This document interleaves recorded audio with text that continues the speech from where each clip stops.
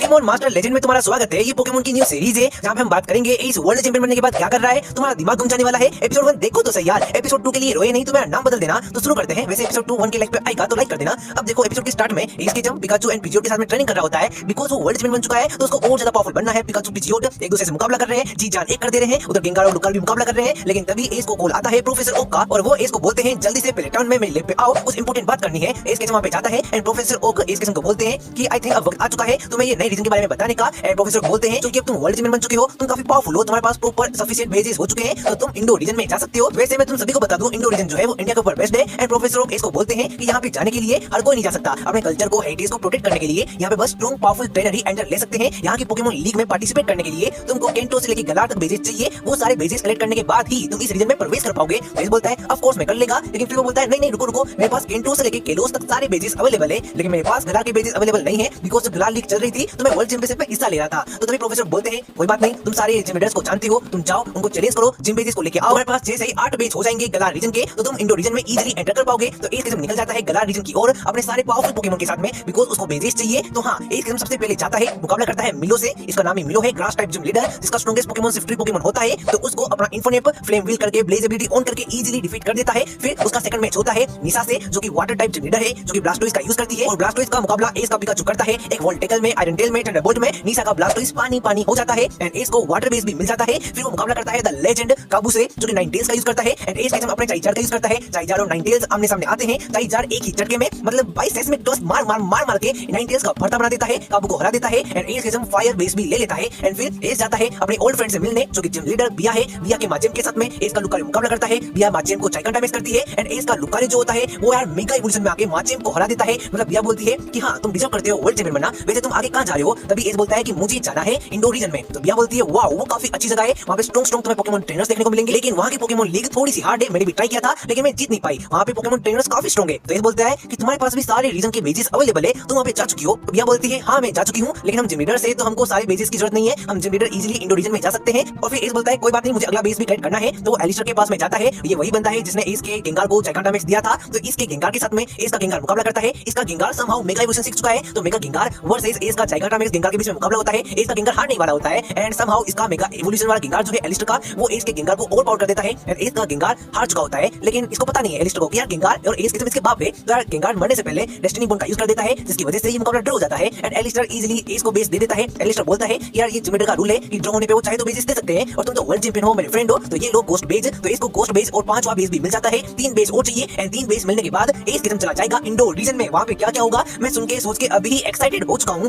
और फिर एस किस्म मिलता है ओपल से, उसके एल्क्रीमी पोकेमोन से मुकाबला करता है एस का मिस्टर माइम। ये मुकाबला इंटेंस होता है, भारी होता है, भड़कम होता है। भाई पता नहीं ये बंदा ट्रेनिंग नहीं कर रहा लेकिन समहाउ इसने जाइगाटामैक्स एल्क्रीमी पोकेमोन जो कि यार काफी ज्यादा पावरफुल पोकेमोन है उसको हरा देता है एंड ओपल शॉक हो जाती है कि यार तुम्हारा मिस्टर माइम ने कभी कोई ट्रेनिंग नहीं की एंड इसने मुझे कैसे हरा दिया। तभी एस बोलता है इसको मेरी मॉम ने ट्रेन किया है अलग काम के लिए लेकिन बैटल में ये एवर परफॉर्म करता है। और ओपल जो होती है अपना बेस एस किस्म को दे देती है and I am really sorry कि मेरी आवाज थोड़ी सी तुम्हें अजीब लग रही होगी, मेरा गला खराब हो चुका है तो यार थोड़ा सा एडजस्ट कर लेना। एंड फिर एस किस्म जाता है मारिन से मुकाबला करने के लिए। तुम याद होगा एस किस्म ने वर्ल्ड चैंपियनशिप में मारिन से भी मुकाबला किया था। तो मारिन बोलती है फाइनली तुम आई गए, मुझे तुमसे मुकाबला करना था। आखिरी बार जब तुमने हराया एंड तुम वर्ल्ड चैंपियन बने तो मुझे कहीं ना कहीं था कि मैं तुमसे मुकाबला करूं। तो इनके बीच में मुकाबला शुरू होता है। मारिन जो होती है वो ग्रिप्सनल का यूज करती है और एस किस्म बोलता है जाओ सेप्टाइल। सेप्टाइल काफी दिनों बाद, काफी महीनों बाद, काफी सालों बाद मैदान में आया है तो वो बोलता है आज तुम्हें कुछ करके दिखाएगा एंड सेप्टाइल इजीली अपने भाई A1 अटैक से ग्रिप्सनल को हरा देता है। एंड मारिन बोलती है तुम सच में वर्ल्ड चैंपियन हो एस किस्म, ये लो बेस एंड इसको बेस मिल जाता है। अब एस किस्म अपना आखिरी जिम बेस लेने के लिए रायन के पास जाता है और रायन बोलता है आखिरकार तुम आई गए, तुमने मुझे हराकर मास्टर 8 में प्रवेश किया एंड तुम्हारी वजह से मैं मेरे सपने को पूरा नहीं कर पाया, मैं लियोन से फाइट नहीं कर पाया, अब है प्रॉपर रिवेंज का टाइम। तो रायन काफी गुस्से में है। एस किस्म इसको देख के डर जाता है लेकिन रायन बोलता है टेंशन नोट, इस बार मैं तुम्हें हरा करूंगा। तो रायन ड्यूलोडन का यूज करता है और एस किस्म पिजियोट का यूज करता है। रायन जाइगा डैमेज कर देता है अपने ड्यूलोडन पोकेमोन को एंड वो मैक्स रॉकफॉल का यूज करता है एंड पिजियोट के ऊपर वो आके गिर जाता है एंड पिजियोट काफी ज्यादा जख्मी हो जाता है।